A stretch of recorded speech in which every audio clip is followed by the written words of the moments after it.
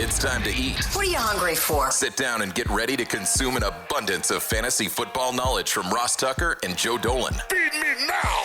I'm starving. On the Fantasy Feast Eating Podcast.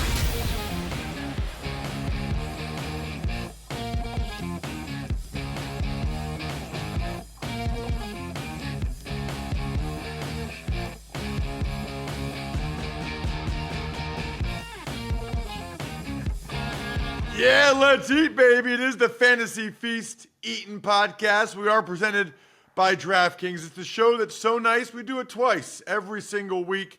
Try to give you 2 episodes in bite-sized form, 25 minutes each.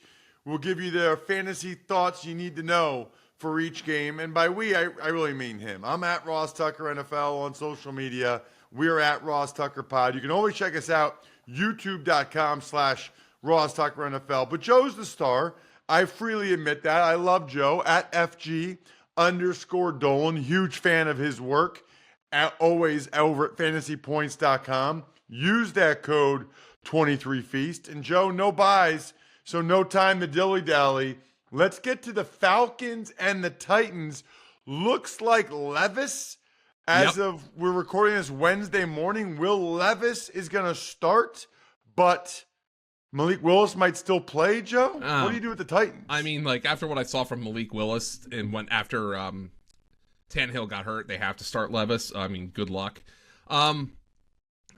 My question here with the Titans is how much more time do we have with Derrick Henry in a Titan uniform? I mean, if you have Derrick Henry, you've got to play him like in season long. I wouldn't touch him in DFS this week with the Titans as underdogs, but they already sold Kevin Byard away to the Eagles. I would love to see Derrick Henry from a fantasy football standpoint in a Baltimore Ravens uniform because I think that would be a phenomenal spot for him. But I just wonder exactly how much longer we have with these Titans. DeAndre Hopkins, I'd trade him if I were the Titans. Like, go get as many draft picks as you possibly can for the future Ran Carthon, kind of rebuilding what John Robinson built here. I have no interest in the Titans from a fantasy football perspective in this game whatsoever. I'll be completely honest with you. Atlanta's defense, especially the run defense, has been very good this year. I'm not interested in Tennessee from a fantasy football perspective. I am interested in Tennessee from an NFL perspective and a team building perspective. What about the Atlanta Falcons? Your boy Ritter, 3 fumbles inside the 15-yard line. And Arthur Smith, yet again. And look, when a coach is winning games and I'm whining about him, it makes it sound like sour grapes, but I am a fantasy guy. Ross, Bijan Robinson should have been on the injury report. And the NFL's looking into this. And you know, it's just so frustrating. This is such a frustrating team from a fantasy perspective. Jonnu Smith out targeting Kyle Pitts. You know, for how many times has that happened? It didn't happen last week. Pitts actually had more targets than him, but Jonnu was out receiving him for much of the game. At the very least, Drake London has been kind of their number one guy for a number of weeks running.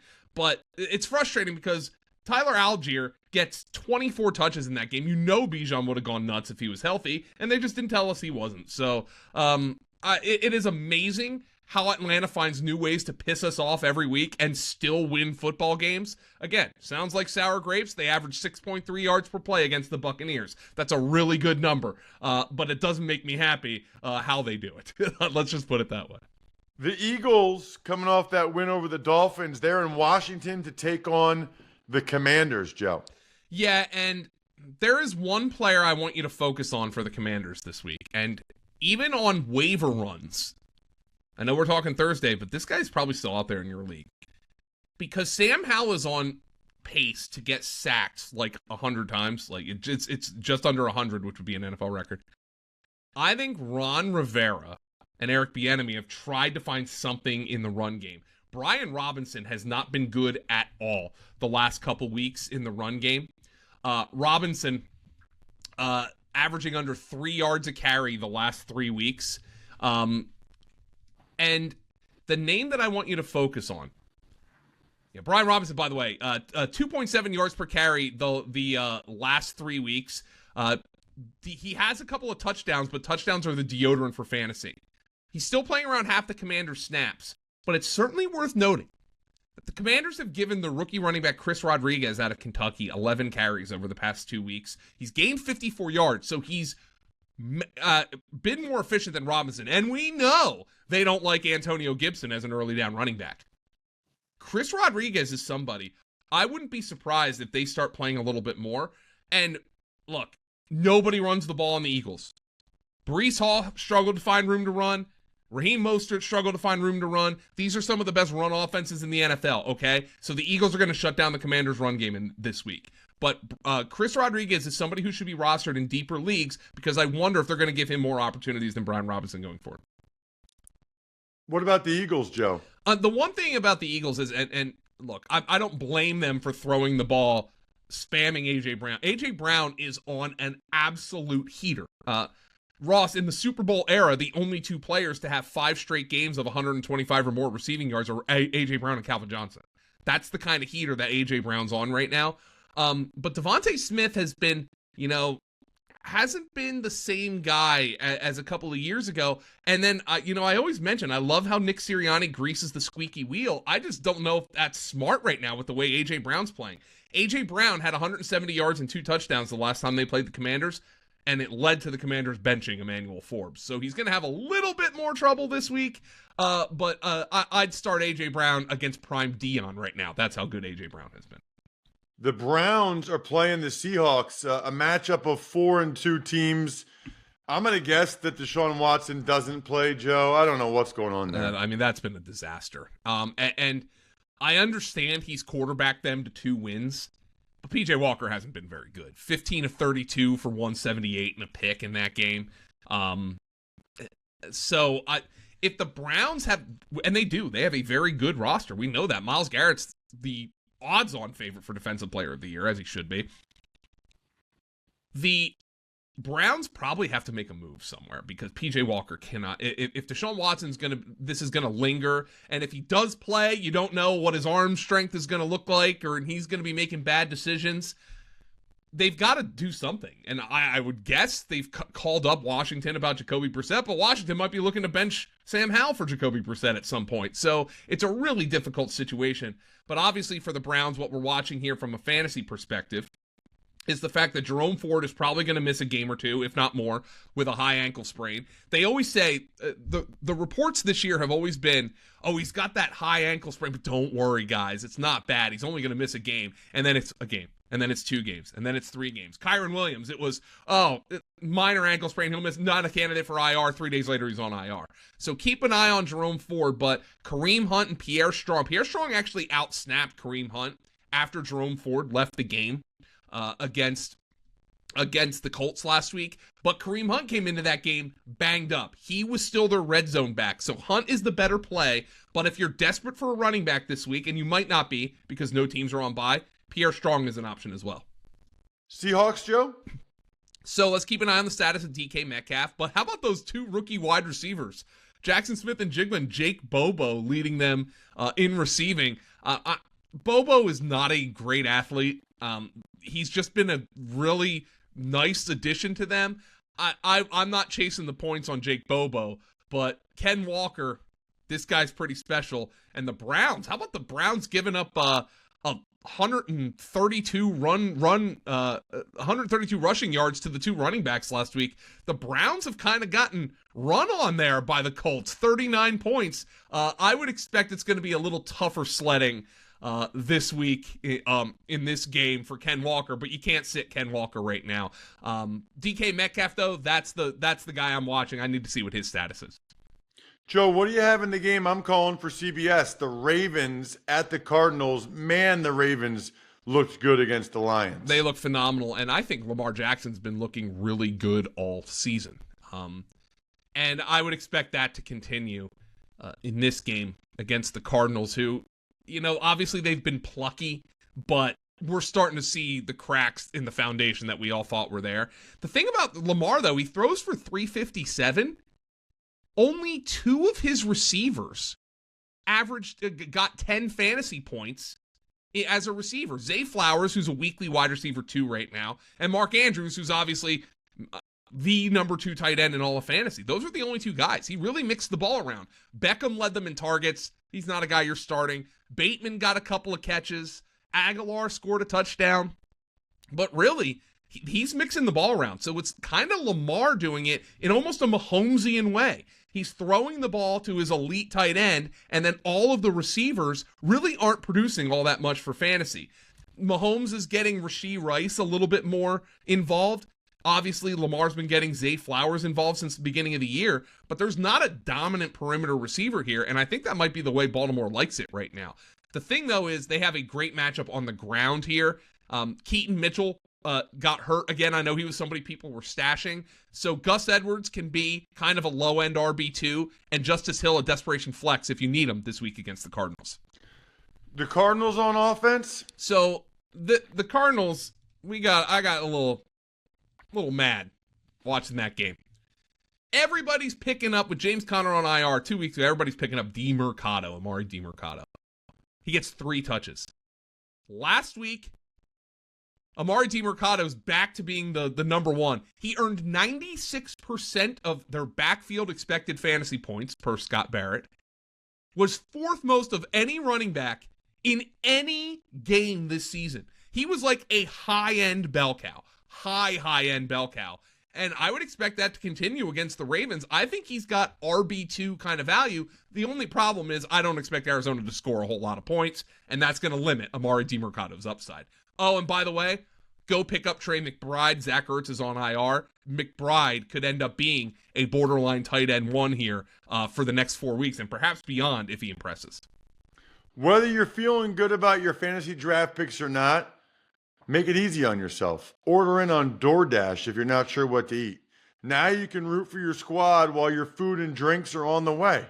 That means burgers, chips, dips, soda, pizza, wings, and so much more delivered straight to your door. You guys know the way I roll.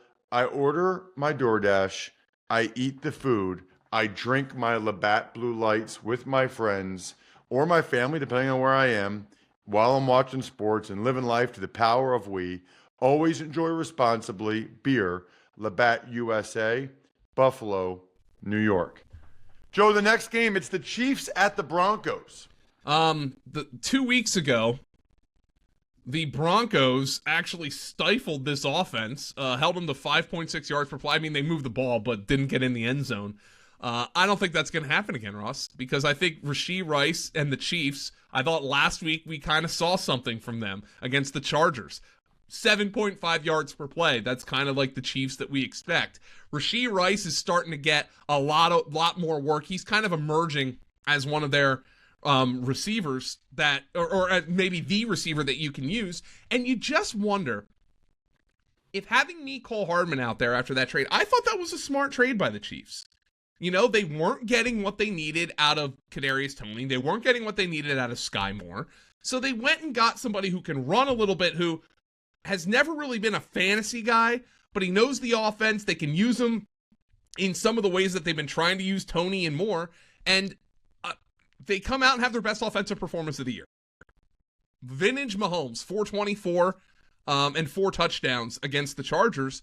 And I just wonder how much Mecole Hardman's influence. They immediately put him out there, and he has a solid game. And, I mean, he only had 1 catch for 6 yards, but he had a long punt return. I think that's a trade that really helped the Chiefs. But the point remains here. There's 4 guys you can play for fantasy. You can play Pacheco. You have to play Pacheco at this point. Mahomes, obviously. Kelsey, obviously. And I think Rashee Rice is a wide receiver 3 from a fantasy perspective. I don't think anybody here is going to get the shadow treatment from Patrick Surtain. Isn't it amazing, by the way, that Pacheco is like a 7th-round pick and Clyde Edwards-Helaire was a 1st-round pick? Yeah, I mean, there's your the running backs don't matter kind of deal, right? That's what people say. I mean, just watching them play, if you were blindfolded, you'd say you could just hear Pacheco run harder and faster than Edwards-Helaire. No doubt about it. What about the Broncos? Cortland Sutton's getting his, but they're splitting up the backfield. Yeah, Cortland Sutton. The last time these two teams played, the receivers weren't very good. I would expect Jerry Jeudy to struggle yet again in this matchup. I know Steve Smith was going after him. Judy's going to struggle yet again against Trent McDuffie in this matchup, so I'd bench him. Javonte Williams, Jaleel McLaughlin, and Samaje Perine are all playing. Javonte continues to look good. He's just not doing anything for fantasy because he's not scoring touchdowns. Maybe one of them comes, but he's more of a low-end RB2 for me, and I'd play Cortland Sutton and sit everybody else here in this matchup. Kansas City's defense has been really good. They've been really good. That's a good point. All right, let's talk about one of the marquee matchups of the day. It's the Cincinnati Bengals coming off the bye, and they're going against a Niners bunch that's kind of been out of sort the last couple of weeks. Purdy didn't play his best game. We saw their first game, full game without Deebo Samuel. Joe, what are you thinking about the Niners right now, other than McCaffrey? So here is one of the things that all right, well, let's start with the Niners. No Deebo, and Brock Purdy's turned the ball over. Look, Brock Purdy, even if they had Deebo, was going to start turning the ball over. He had some immense turnover luck in the first 6 weeks of the season. He was a guy at Iowa State who was known for his spectacular turnovers, very Wentzian turnovers. And eventually those were going to happen in the NFL. I still think he's playing pretty well. I'm not one of those guys out there, oh, he's a bottom 5 quarterback being completely propped up by his offense. But I was shocked in that game. Shocked at how little Brandon Ayuk was involved after halftime. After he was getting wide open all first half against Minnesota, I would expect they're going to come out and they're going to throw the ball to Brandon Ayuk early and often. Now, Cincinnati's got a solid secondary. Wouzier, he's been banged up at points, but they're coming off the bye. So that's going to be a matchup to watch. But I think they're going to get the ball to Ayuk more and try to get Purdy back into a solid rhythm. I knew he turned the ball over twice. I still thought he played well. He did not play well against Cleveland 2 weeks ago. I thought he played well against Minnesota, but the turnovers were there. I think they need to condense it, get Brandon Ayuk the ball a little bit more this week. On the other side, the Bengals? Well, Joe Mixon is king XFP, somebody who completely underperforms his massive role, but he's still one of those running backs who I love having just because of how big his role is. Here is a key stat, though. By pass rate over expectation, the Bengals' Week 6 game before the bye against the Seahawks was the single highest game by pass rate over expectation for any offense so far this season, which means before the bye, they were starting to trust it as Joe Burrow's offense yet again. And I think that makes an extremely good buy low opportunity on T. Higgins, who obviously has been basically a zero in the first half of the season because, number one, he was dealing with a hurt Burrow through the first few weeks of the year. He gets a rib injury. He comes into the bye, the game before the bye against Seattle. He's playing only a part-time role. He only played about 50% of the Bengals snaps. But I think this is a great buy low opportunity on T. Higgins because I think Burrow's just getting healthier over the bye. I think T. Higgins is just getting healthier over the bye. I thought that bye came at a great time for the Bengals. Joe, we all know in football, the fourth quarter is where the magic happens. It's where games are won, where champions are made. Well, we're going into the fourth quarter of this podcast. And in business, it's where sales teams become legends. That's why HubSpot built Sales Hub, to give sales reps the deal-making tools they need to win their Q4. Sales Hub's prospecting workspace organizes your schedule, goals, and to-do list in one place to save your team precious fourth quarter time. And Smart Sequences help sales reps close deals faster than ever. So get ready to dominate Q4 with Sales Hub. Learn more at HubSpot.com/sales. Let's get to Sunday Night Football. Joe, I think there was a lot of people that thought they might flex this one. They elected not to. And honestly, Tyson Bagent getting his second start actually adds some intrigue to this one. It's the Bears at the Chargers. Both these teams, funny note, have the same amount of wins. You wouldn't think that unless you actually look at the records. Hey, Ross, does it bother you that there is a West Virginia school in the PSAC? A little bit. It really bothers my buddies. The Pennsylvania sports And they're really good. Yeah, they are really good. That's where Tyson Bagent went. He went to Shepherd University. I told you the story on the Fantasy Feast before, Ross. Going to a party at Kutztown, which also has a couple of players in the NFL, most notably Craig Reynolds. I had beer, like generic beer, at a party there, and it was like 15 years ago, and I can't find where they've sold that since the late 80s, so it was really precarious. It was just beer. And that's what the kind of partying they do at PSAC Division II schools. And Tyson Bagent, I bet you Tyson Bagent has had some beer in his day. And I hope he didn't have it before that game against the Raiders, and he sure didn't. But judging by his numbers, they moved the football a little bit. Look, 4.7 yards per play, okay? I'm not telling you the guy's the next coming of Tony Romo. But they moved the offense, and they ran the ball effectively. Deontay Foreman must be a terrible practice player because these teams just move on from him. I heard he had a bad training camp, but every time you put an opportunity in front of Deontay Foreman, he goes forward. And oftentimes with running backs, that's just what you need for them to do. Go forward. Look, Tyson Bagent, if you've got DJ Moore, he only had 8 catches for 54 yards in that game, but this Charger defense has been abominably bad. It's been bad since Brandon Staley took over. They give up, Bagent's not Mahomes, I get it. They give up 483 yards of offense last week. I'd start DJ Moore and Deontay Foreman. We'll see about Rashawn Johnson clearing protocol. It looks like he's getting close, but I don't see why they'd go away from Deontay Foreman after what he did last week.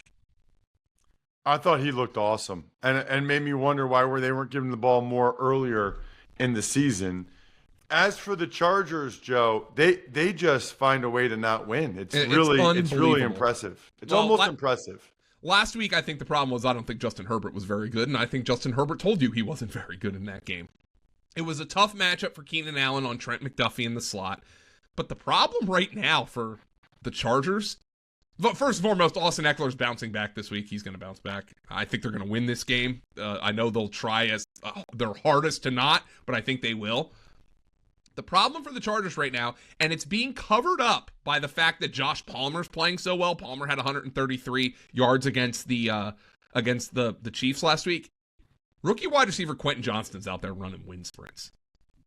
You know, he's gotten this opportunity with Mike Williams, and I think the Chargers told you when they were running him as their number 4 receiver that they thought this was more of a long-term thing, but just two targets, 1 catch for 20 yards. He's droppable right now. And he was a guy a lot of people blew fab on because, you know, Mike Williams got hurt, but it's been Josh Palmer who's really emerged for the Chargers. I think they probably would, if they were being honest with you, would be saying, we wish we were getting a little bit more out of our first round pick right now. I forget, was he drafted before or after Jordan Addison? He was drafted before Jordan Addison. Addison was the 4th of 4. It went Smith and Jigba, Johnston, Flowers, Addison. Those were the 4 in a row. Yikes. Mm-hmm. And they might be in reverse order of how good they are. Let's get to Monday Night Football. Raiders, Detroit Lions. Two teams that had very forgettable Week 7 performances. Yeah, you know, when the Raiders started Brian Hoyer, I thought it was a defensible move. I'm like, you know, O'Connell took a lot of sacks in his start, but then Hoyer was just bad in that game. They eventually put O'Connell in, and I would think if Jimmy G is not ready to play on Monday night, O'Connell would be the guy. Devontae Adams gets 12 targets, but only 7 catches for 57 yards. Teams are being told that they're not trading Devontae Adams. Josh Jacobs still has a massive role. He's like a worse version of Tony Pollard and Joe Mixon right now. The role is everything you want. Everything. But he's not producing because the offensive line hasn't been great as a run blocking unit and the team isn't very good. But you still have to start him. You still have to start Jacobs, Adams, and Myers and nobody else on this team. What about the Lions on the other side? We got this news about Marvin Jones, Joe. Yeah, I hope everything's okay with Marvin Jones leaving for a family situation, leaving the team. I don't know how much that affects for fantasy because he didn't have a target last week. Jamison Williams, though, 6 targets, no catches. Do you know what we had there, Ross? Lions in Baltimore? A burn-the-tape game. Nobody played well. Baltimore had 28 points by the time the Lions picked up a first down. At the very least, we saw Jahmyr Gibbs and his potential. but a lot of that was in garbage time. I still expect he will be the number one running back in this game, with David Montgomery expected to miss another one. And I anticipate Jared Goff bounces back. Jared Goff is a far better home quarterback than a road quarterback. Love the controlled environment of the Dome. Obviously, he played in sunny California. Controlled environment there. It's cold and windy in Baltimore, and Jared Goff's not all about that life. Jared Goff gets back on track on Monday night. I think he throws for 300 plus. Don't be shocked if Jamison Williams makes a big play on Monday Night Football, and everybody remembers why we like the Lions. Ooh, all right. I like that tidbit, Joe. Check him out on social media at FG_Dolan. If you go to fantasypoints.com, use the code 23Feast. I am at Ross Tucker NFL. Greg Cosell on a Thursday edition of the Ross Tucker Football Podcast. The civilian GOAT. I'm stuffed. We're done.